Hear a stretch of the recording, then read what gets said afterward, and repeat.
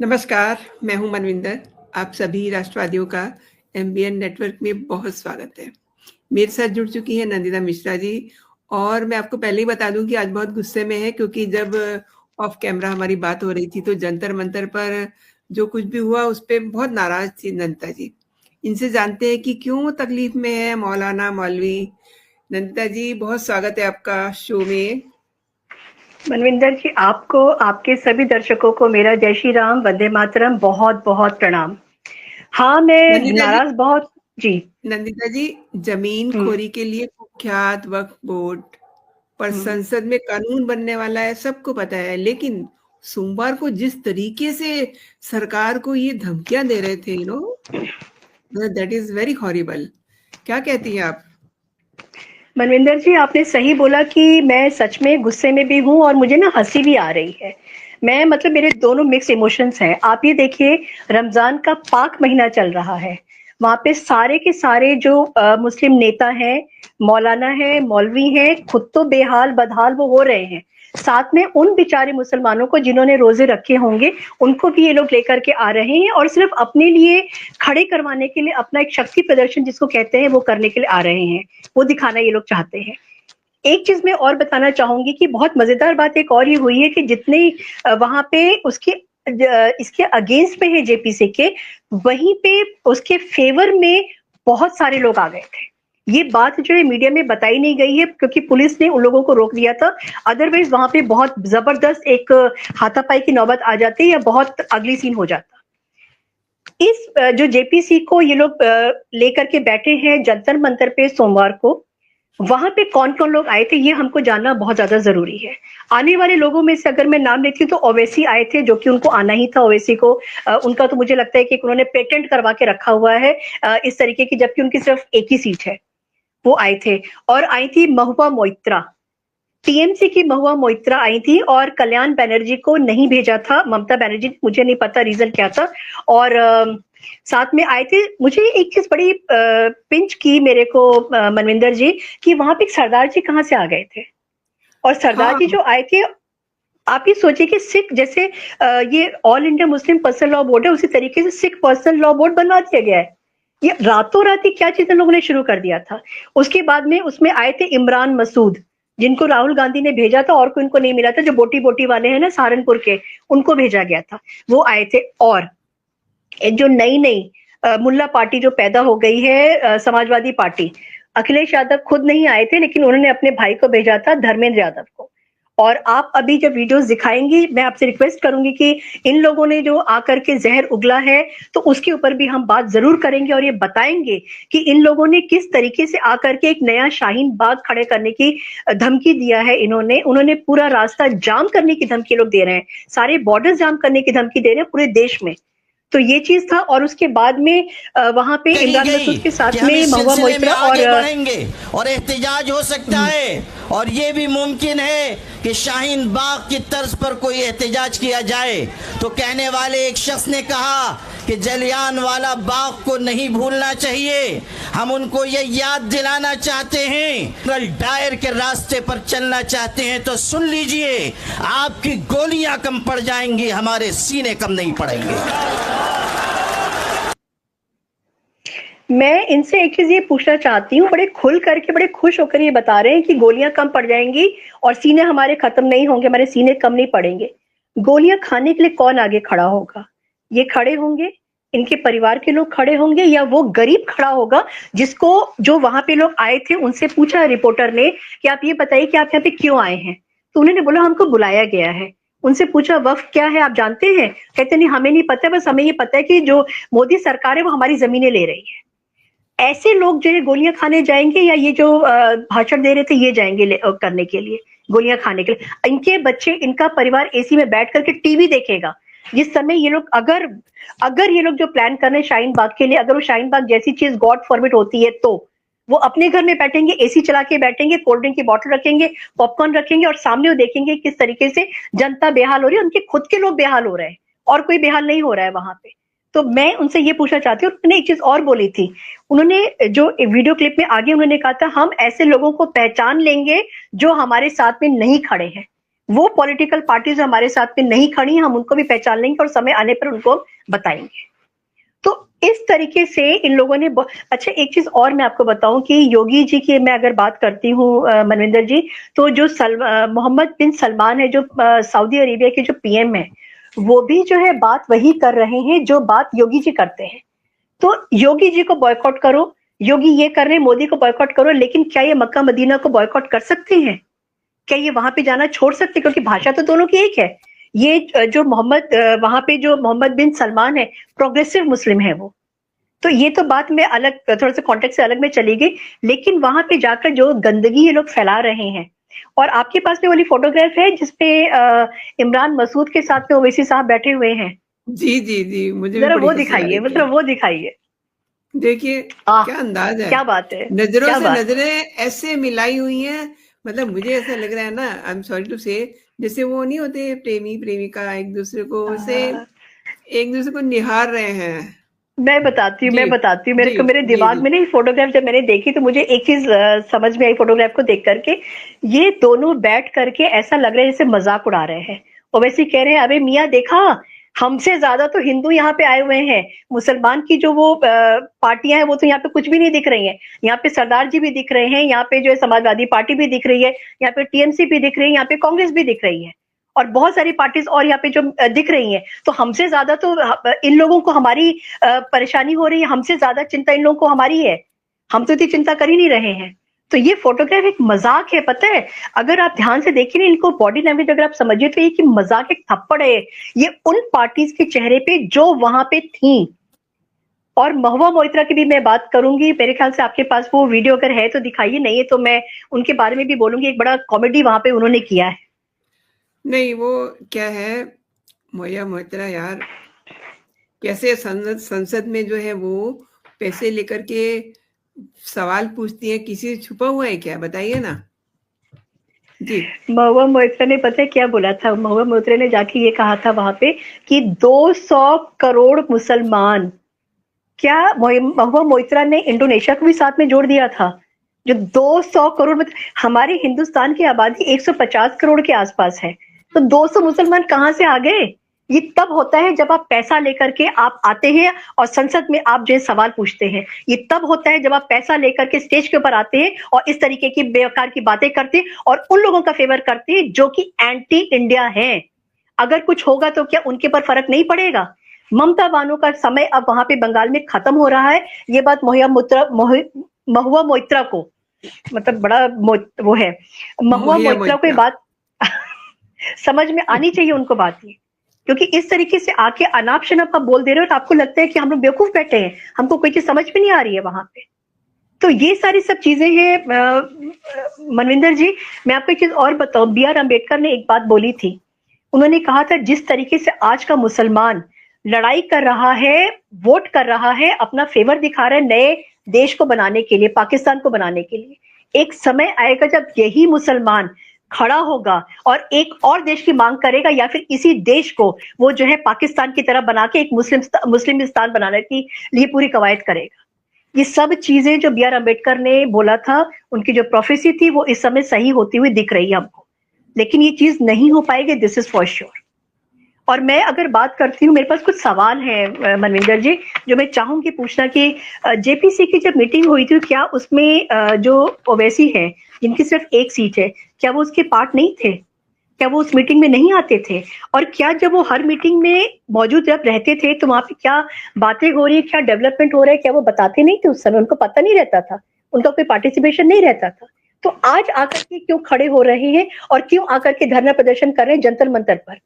और उसके बाद में all India Muslim personal law board को हर मीटिंग में रखा जाता था, तो आज वो वहां पे क्यों है और उसी के कंधे के ऊपर बंदूक रख करके ये लोग चला रहे हैं? ये बहुत बड़ी बात है, ठीक है ना? और दूसरा, क्या 28 राज्यों के जो लोग हुआ करते थे जेपीसी के मेंबर नहीं थे क्या? 28 स्टेट्स, मनविंदर जी, छोटी चीज नहीं होती है। ऐसा नहीं था कि 1 या 2 स्टेट को मिला करके जेपीसी की मीटिंग होती थी। 28 स्टेट्स हुआ करते थे जो इसमें पार्टिसिपेट करते थे, और हर पार्टी जिसको इलेक्शन कमीशन ने अपना एक सिंबल दे के रखा है, वो सारी पार्टी, चंगू मंगू जो भी पार्टी थी, छोटी से छोटी पार्टी, बड़ी से बड़ी पार्टी, सारी पार्टी जेपीसी का पार्ट हुआ करती थी, वो लोग वहां पे थी। तो ये लोग आज यहाँ पे आज इस मंडे को जंतर मंतर पे लोग क्या कर रहे थे वहां पे खड़े होकर के? क्या उन लोगों को वहां पे कोल्ड ड्रिंक वगैरह नहीं मिली थी पीने के लिए, जो इस समय आ गए हैं रोजा रख करके, या अपने दोस्तों के साथ में खड़े हो रहे हैं वहां पे दिखाने के लिए?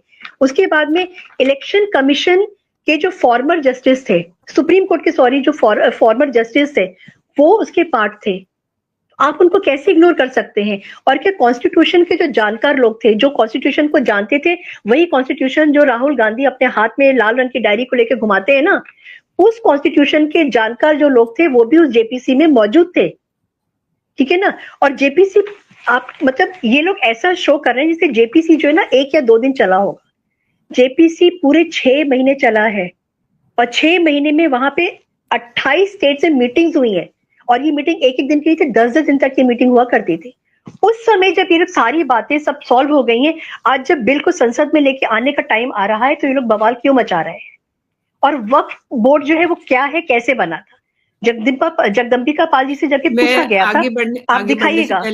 आगे बढ़ने से पहले मैं आपको जरा अखिलेश के जो भैया हैं, हाँ अखिलेश के भैया, उनको सुनाती हूँ दर्शकों को कि वो क्या कह रहे हैं। बिल्कुल, बहुत जरूरी है उनको तो दिखाना। से आपको यकीन दिलाते हुए, चाहे जितनी कुर्बानी देनी पड़ेगी, चाहे जितना संघर्ष करना पड़ेगा, चाहे जितनी लड़ाई लड़नी पड़ेगी, लेकिन उसको लड़ते हुए हम अपने मुसलमान भाइयों की वक्फ की जमीनों को सरकार के हवाले नहीं होने देंगे। आप सबकी दुआओं से और आप सबकी कितना दर्द हो रहा है इनको, माय गॉड। पीछे जो सफेद टोपी वाले खड़े हैं ना, पता है मन में क्या सोच रहे होंगे कि देखो लाल टोपी वाला जो सामने खड़ा हुआ है ना, कैसे हमारे प्यादे की तरह जो है वो भाषा बोल रहे हैं जो हम बोलना चाहते हैं।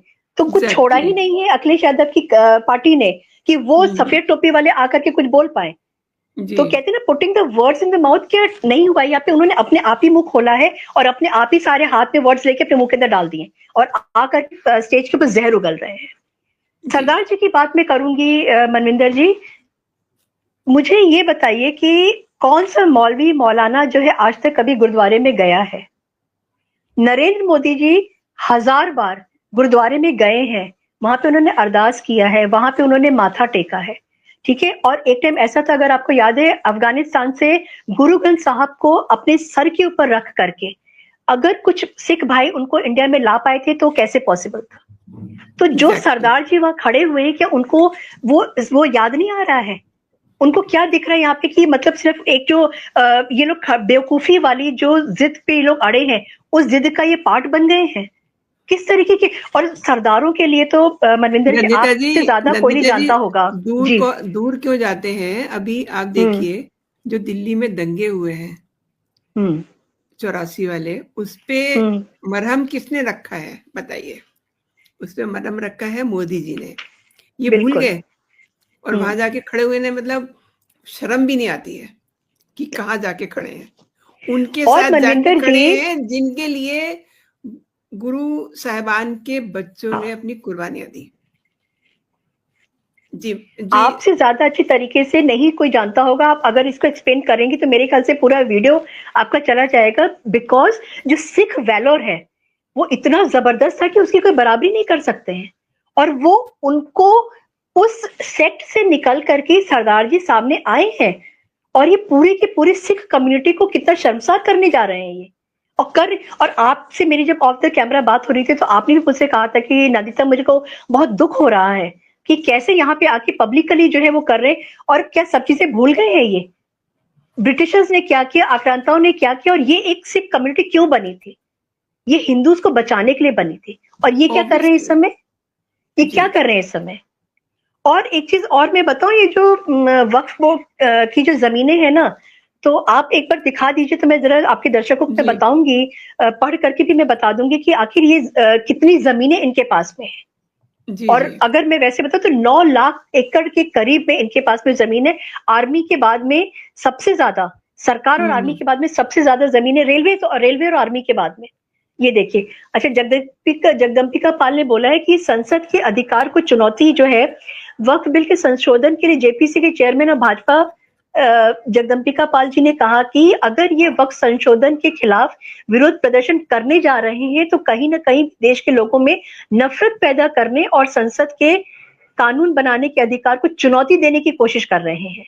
वे लोग को भ्रमित करने और मतभेद पैदा करने की कोशिश कर रहे हैं। उनके द्वारा उठाया गया कदम ये लोकतांत्रिक नहीं है।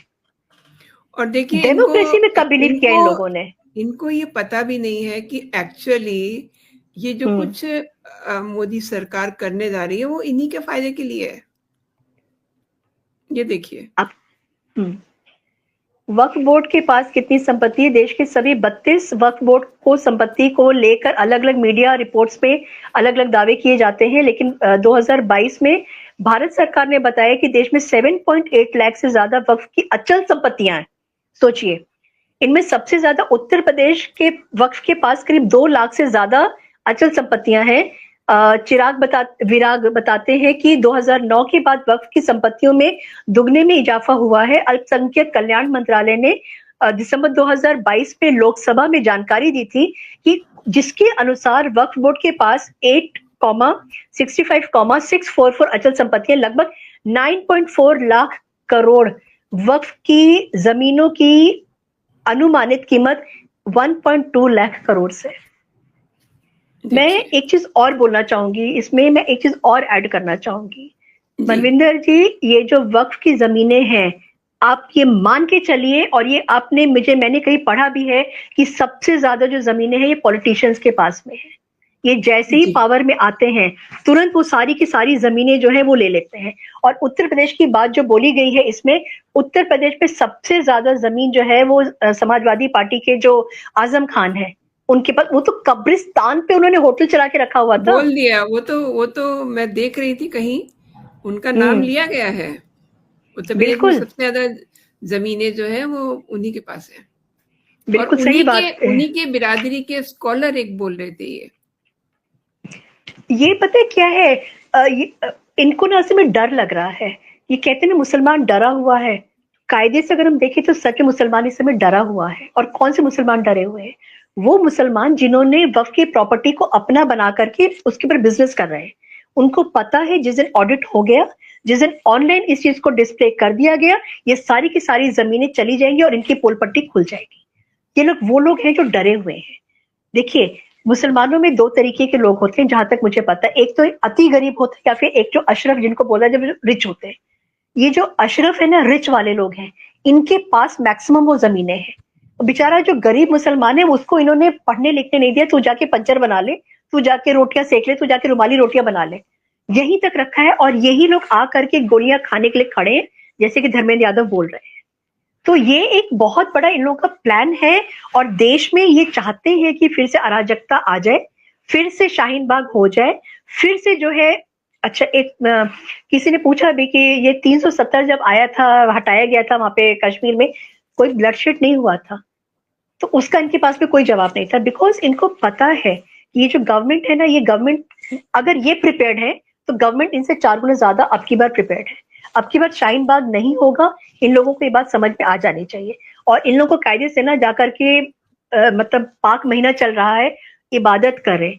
जो कहते हैं कि मतलब इसमें झूठ क्यों बोल रहे हैं, खुद भी झूठ बोल रहे हैं। और सामने जो लोगों ने खड़े करके रखा हुआ है, समाजवादी पार्टी जिसकी 37 सीटें हैं, वो झंडा लेके सबसे आगे धर्मेंद्र यादव को उन्होंने भेजा खड़े होने के लिए। टीएमसी के 29 सीट्स हैं, उसमें से महुआ मोइत्रा आई हैं जो आके कहती है कि 200 करोड़ जो है मुसलमान है हमारे देश में। मतलब वो इंडोनेशिया को भी साथ में जोड़ करके उन्होंने कर दी। मतलब दिमाग से जिसको कहते हैं ना पैदल, ये वो लोग हैं जो वहां पे आए हैं सोमवार को। और आगे हम देखेंगे कि आगे ये लोग अपनी और कितनी भद पिटवाते हैं, क्योंकि एक ना कॉमेडी शो हुआ है वहां पे। अगर आप दिमाग लगाइए तो कॉमेडी, सच में कॉमेडी शो वहां पे हुआ है। और सबसे अच्छी फोटो तो मुझे ओवैसी की और इमरान मसूद की लगी, जिसमें वो कह रहे हैं कि देखो कौन आए हैं ये लोग, ये तो हमसे भी ज्यादा इनको, ये देखिए। मतलब इनको कितना मजा आ रहा है। इनको तो ये लग रहा है कि भैया घर जाके शाम को अच्छे से हम दावत उड़ाएंगे, क्योंकि हमारे सारा काम तो ये जो दोगले वाले, जो दोगली कैटेगरी के जो हिंदूज है वो आके कर रहे हैं। ये नंदिता जी, आपको पता है ये प्रियंका के बड़े फेवरेट हैं।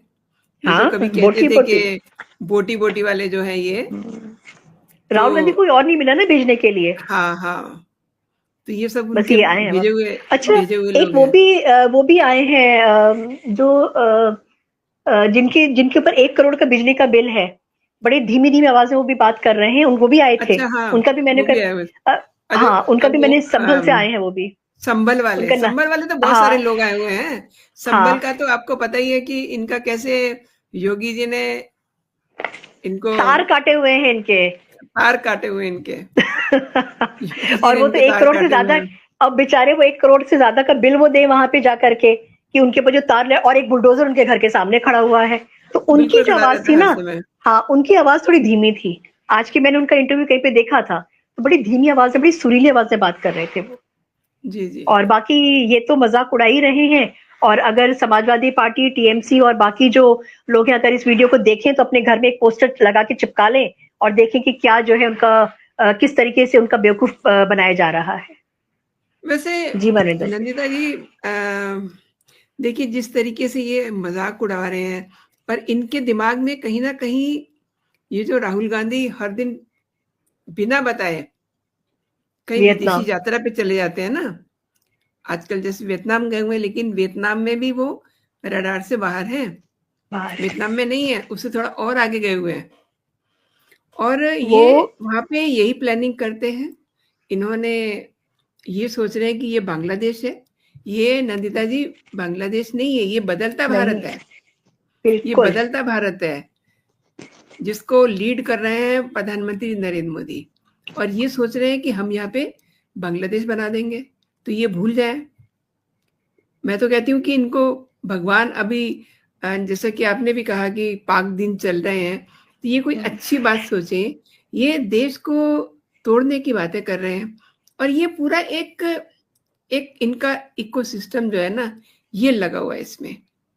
एब्सोल्युटली, एब्सोल्युटली, बिल्कुल आप सही कह रहे हैं मनविंदर जी। और इन लोगों के दिमाग में सिर्फ एक चीज ये है कि किस तरीके से हम इस गवर्नमेंट को डिस्टेबलाइज करें, किस तरीके से हम एक अनार्की इस देश में लेकर के आए, क्योंकि इनके सारे मुद्दे देखिए खत्म हो गए हैं। महाकुंभ में हिंदुओं ने इनकी, अगर मैं बहुत क्रूड वे में बोलूं तो हिंदुओं ने इनकी ऐसी की तैसी कर दी है, ठीक है ना। वहां पे एक, मैं तो महाकुंभ में गई थी, मैंने भी स्नान किया था वहां पे, और कहीं पर कोई कास्ट नहीं थी, कहीं पे कोई सेलिब्रिटी नहीं था, सब कॉमन थे वहां पे और सब सनातनी थे। तो अब इनको क्या करना है, अब इनके पास में कुछ नहीं है भाई। जो मुसलमान है वो तो चलिए आके लड़ रहा है, उसको तो लड़ना है, बट ये हिंदू पार्टीज आके वहां पे क्या कर रही हैं। तो वो जो हिंदू पार्टीज आई है ना, उनके पास में एक्चुअली कोई मुद्दा रह नहीं गया है। तो उनको क्या लग रहा है कि भैया मुसलमान भाइयों दरअसल को अपने पटा लो। बात ये है नंदिता जी कि पहली बार शायद ऐसा हुआ है कि विपक्ष के पास कोई मुद्दा नहीं है। कोई नहीं। अब करें तो करें क्या? लाल किताब कब तक जो है हाथों में लेकर के लहराएंगे ना? एक लिमिट होती है। अब कुछ ना कुछ इधर सेशन चल रहा है, इधर ये जंतर मंतर पे तमाशे कर रहे हैं। मैं तमाशे से ज्यादा इसको और कुछ नहीं समझती, कुछ क्योंकि फ्लॉप शो है, मजाक, कॉमेडी सर्कल, कॉमेडी सर्कल चल रहा है वहां पे। बिल्कुल। और वो जो गए हैं ना वियतनाम, तो वो गए थे तपस्या करने के लिए, मैं आपको बता रही हूँ। क्योंकि वो कहते हैं ना कि तपस्या करने से शरीर में गर्मी आती है। तो थाईलैंड वगैरह की गर्मी तो अब मेरे ख्याल से वहां पे वो वाली तपस्या नहीं है, तो कहीं और गए हैं अपनी बॉडी में ऊर्जा लाने के लिए। तो इसलिए उन्होंने इमरान मसूद का भी भेज दिया है।